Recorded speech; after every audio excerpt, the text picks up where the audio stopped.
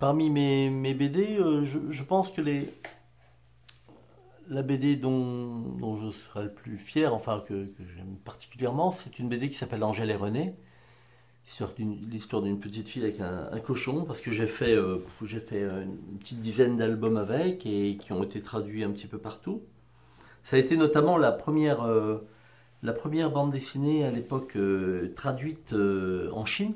La première bande dessinée occidentale traduite en Chine, traduite légalement, parce qu'avant ça il y avait eu des Tintins, des BD comme ça, mais qui étaient des éditions pirates, dont les dessins étaient retournés pour être dans le bon sens et redessinés maladroitement des fois par des petites mains chinoises. Mais historiquement, le premier contrat de BD occidentale signé avec la Chine, c'était donc Angèle et René. Le deuxième étant Boule et Bill, ce qui n'est pas rien. Et puis j'étais allé en Chine pour le premier festival de Pékin.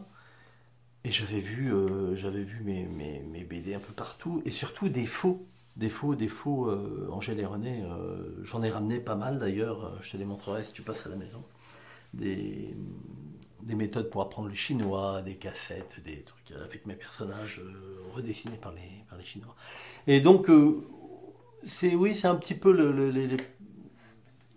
de mes créations, c'est un petit peu celle que j'affectionne le plus parce que c'est une BD qui plaît aussi bien aux tout petits, aux enfants qui savent à peine lire et dont les parents leur lisent des pages parce que c'est des pages de gag. Et j'ai des lecteurs de plus de 70 ans aussi qui lisent et qui se retrouvent complètement dedans. Et voilà, ça serait donc je suis fier, c'est un grand mot, mais disons que je suis content d'avoir fait ces petits personnages-là, auxquels je redonne vie aujourd'hui, puisque je suis reparti sur une auto-édition, voilà, que j'ai dit moi-même de cette série. Donc j'en ai ressorti 4, là, 4 albums pour l'instant, et je suis sur la suite. Et voilà, je fais directement maintenant du producteur au consommateur. Donc j'en ai fait 4 pour l'instant, et que j'ai tous fait sur la plateforme Ulule. La plateforme Ulule, c'est assez sympa. C'est ce qu'on appelle du crowdfunding, une plateforme participative pour parler français.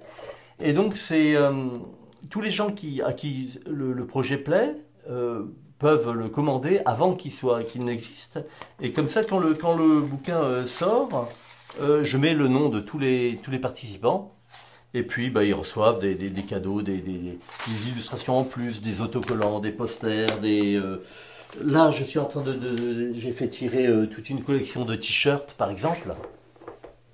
De t-shirts, j'ai fait des petites boîtes en fer, des petits cadeaux, des petits goodies, parce que quand on dépasse la somme demandée, voilà, ils ont des petites contreparties en plus, etc.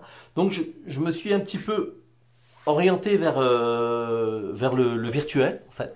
J'ai fait quelques dédicaces en virtuel sur des plateformes comme Discord où les gens sont venus me voir sur cette plateforme-là et en achetant mes bouquins directement.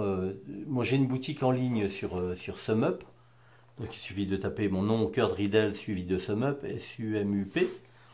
Donc, les gens peuvent acheter les bouquins qu'ils veulent et venir me voir, et moi je leur dédicace et je leur envoie le lendemain, quoi. Donc voilà, on a un peu déjoué la pandémie comme ça pour continuer à exercer et puis éviter de se scléroser.